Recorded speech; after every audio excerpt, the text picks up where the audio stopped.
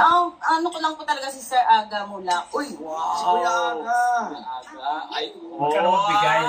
Sa sobrang gwapo niya po. parang naman kayong mag-jowa dito ni Kuya Aga. Oh, dito sa kabila, si Derek to ah. Opo. Pag yung mga artista yung kinasali mo, Wala kang ano yan, ganyan. meron silang pa-etcho sa iyo, may mga patid. Mga tip. May patid. Pero naman, sir. Bongga na ba? Meron lang po. Si Mateo, ano mo Opo, nandun po si Sir Mateo. Tuwing hapon po siya naglalaro dun eh. Tuwing hapon, Opo. balita namin, totoo ba? Kuripot si Mateo. Sabi mo yung totoo. Siguro po, kuripot, pero Sabi ko lang, Mateo. No, sabihin mo. Pero alam mo ate, kahanga-hanga ang iyong trabaho. Iniisip ko pa lang yung nakabilad ka sa araw, opo, diba? sobra po talaga. Tapos pit-pit mo yun. Rain or shine po talaga, sir. Yes, kahanga-hanga ka. Ate, saludo kami sa'yo, Ate Raxa. Thank you po. Ikaw naman, anong plano mo naman pag nanalo ka ng 100,000? Kung papalarin po ako, isa lang po ang gusto kong mangyari, makabili ako ng sarili ba? Or ano po, may pang negosyo po ako. Ba't naiiyak ka? Wala po, basta natutuwa lang po. Masaya. Hindi ko po akalain na nandito po ako eh. Yan. Basta po, sobrang saya ko ngayon. Masaya din kami, nakasama ka namin. Thank First you time po, namin thank you po. correct, makapagpandingan sa Ate Rax. galingan mo, ha? Opo, Thank you so much. Yan, pwesto ka na. Ito naman din, susunod natin si Ayeng. Suloge, pasok. Suwede. Surugi. ayun ako na! Gamay siya. Kapatid kong bunso, magbago ka na! Ay, inedit. Inedit mo. Sisaya ko! Okay, ganun tayo sinabi. Pwesto ka na. Ha? Alandi sinama yung Oy, word yung kapatid mo. Oy, ang pangalan ng kapatid mo. Mamaya mo na. Si Ellie Suliegi po. Oy, magbago ka na, ha? Pero ay, kamusta naman yung Inedit na, mga naman po. Tapos, may extra din ako. De joke. Ano po, kumikita na po ako ngayon ng mga maabot din po ng 1,000 isang araw. 1,000 sa Opo, isang kasi araw. regular na ako before po.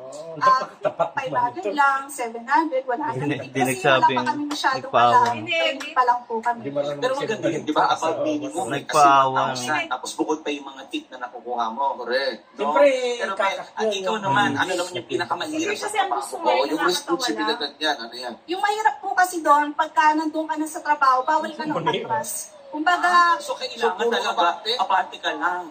kahit po masama na yung pakiramdam mo, huwag mo pamalata sa player. Kasi pwede ka po nilang i-report kasi bakit nag-on duty ka, masama pala yung pakiramdam mo. Ganun ka ninyo. Opo, tapos pwede ka nilang sisihin pag pangit yung palo nila, mabagal ka kasi, tatanga-tanga ka, parang gano'n. Eh, bakit? Ano bang ginagawa ninyo bukod sa pagbibit? Kayo rin ba yung nagsiset ng bola? Opo, kami po kasi yung nagmamark. Once na nasa green na po sila, kailangan active ka po, alert ka. Imamark niyo po agad yung bola. O, kunwari, pumalo ako. Oo, kunwari pumapalo ka.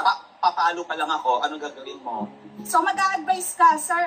Dito po tayo sa kaliwa, kasi Okay. pag dun sa kanan, Advice biglang ako. kitang-kita niyo O, naman. sige, okay. So, okay. Papalo na Tapos ako. ganito pong layo yan, sir, yung hangin po natin against the wind yan, kaya medyo lakasan yung palo niyo. Paano mo sir. malalaman yung hangin? Kukuha ka ba ng sand? Hindi, yung damo, ginagano na yung damo. Kita mo, sir, ginagawa. Yung damo.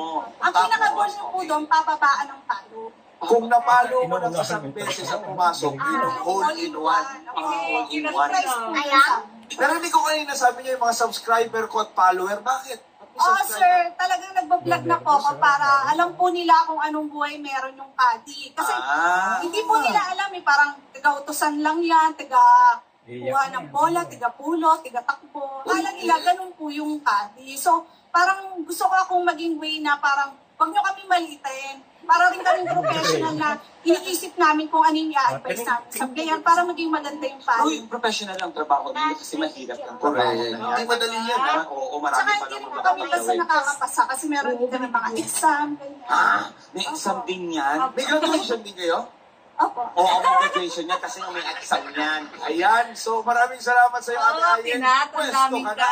O, sana tumama yung subscribers mo pa. Kahaba-haba yun. Eto na, papasukin na natin dito sa Lord Stage ang ating Class A na kani.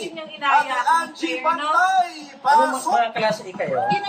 Sabi ko, Okay, sabi ko kasi pinagkakasya lang nila yung oras. Oo, marami yun. Miss, yun si ano nga, isa lang sinabi, yung sa asawa lang yun. Ilan ang subscriber mo, ate? Ganun talaga. 1,780. Ay, Uy, naku. marami na. Pagkatapos na yan, mas mag Sorry na. 100,000 na yan. Pero ang sinasabi namin ni Edit Class mamaya A, naman. Class A.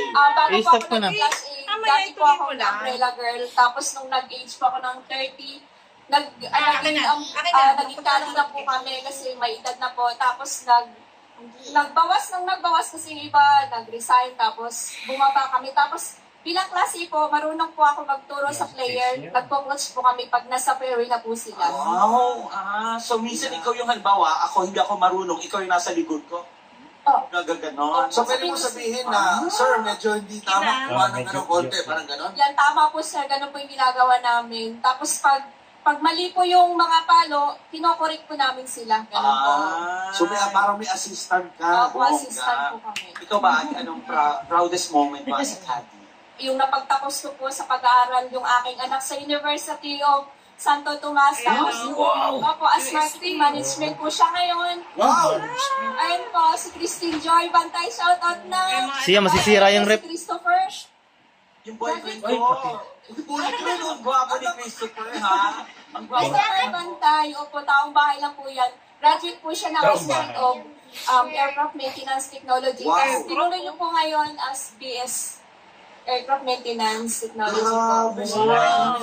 Diba, yung caddy, tapos napaaral mo yung mga anak mo. Yung nakita mo yung mga anak mo na nakagraduate Yan, na. matagal siya. Pakiramdam. Ay, Maganda lang naku, istorya sobrang naman. tuwa. Naabot hanggang langit po na sa ganitong klase naming trabaho na ang iba parang mali po yung tingin sa amin.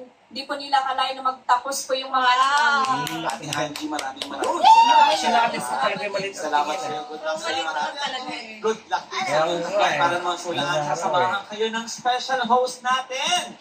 Uy, sobrang special ito. Sino to? Sa sobrang special. Kulang na lang lagyan natin dito ng pula sa ulo kasi special. Presyo pa, oh. Alex at Labuching, kayo na. Thank you Ay. so much, What? I-reflex dito sa special edition ng Pera Uso! Ang dedication nila sa trabaho, panalo. Pero sino kaya ang may winning discarte para mag-uwi ang jackpot prize na 100,000 pesos! I-reflex dito sa special edition ng Pera Uso! ang dedication nila sa trabaho, panalo. Pero sino kaya ang may winning discarte para mag-uwi ang jackpot prize na 100,000 pesos! Pesos! Son! Ang dami nun. Eto na, kilalanin na natin ang unang caddy sa araw nito. Rank Stankoy, pasok! Rams! Shoutout, tropa ko! Shoutout din po sa jowa ko. Jowa lang po. Ay, sa jowa. Ay, sa lang pala sinabi niya. Wala pa kay baby. Wala pa po, nagpaplano wala pa pa lang, po. ha? Thank you, thank you. Nagpaplano pa lang daw, nagpaplano pa lang. Pati contestant, di na rin ako pinapansin, ha? Medyo kinakabahan ako. Ay, kinakabahan. Nakita. Para Jowa malikas lang ka, sabi ito niya. ang tayong dalawa po. Paano ka nagsimula? Ay, dalawa lang? maging caddy? Oo, hindi ka namin sasama. Paano ka nagsimula? Huwag mo na siyang kasama. Paano ka nagsimula sa Hindi siya. Hindi mo siya tignan. Nagsimula po ako mula nung 2013 sa kadahilanan na dahil sa jowa. As unang asawa ko dati. Dahil stress sa jowa. Sa asawa ko dati na ama ng mga anak ko. Ay, ng mga anak Pera, mo. Kung nag-iwalay po kami dahil sa Tingnan mo. hindi lang pagkakaunawaan. Kaya napasok ko yung pagkakali. Sino nagpasok sa Ano jowa? Ako lang po mismo nag-apply sa sarili ko. Nung nalaman ko po na may applyan po ng kadi doon, go po agad ako, syempre. Kailangan po eh. Patunay mo siya, Jen. Hindi, hindi na lang ako. Hindi, ito ate. Magkano ang usual nakita sa trabaho? Sapat ba siya para sa pangangailangan ng pamilya? Yung kinikita mo pagkakadi? Ay, nung unang nag-start po ako, bali po 500 lang po talagang kadi fee namin. Bali, nag-adjust lang po ng, ngayon sa ngayon po, 200, nagdagdag po ng 200, bali Mali, 700. 7. Yung 700 ba ate, isang araw ba yun? O kada full firm may 700 ka? Kada golfer po 700 po. Uy, malaki lang ang kita niyo pala. Nakakailang ulo kasi sa araw. Depende rin po kasi minsan di po pare-pareho, minsan isang round lang, isang round lang. Isang round lang kasi Opo. marami kayo. Opo. Almost 300 po kami eh. Ilan? 300 po. Hala, ang dami pala nila. Pero ano naman kalayo yung nilalakad mo habang bitbit mo yung malaking bag na yun. Ay, ano po sir, sobrang layo kung aanhin niyo po, 72,000 yards. Teka,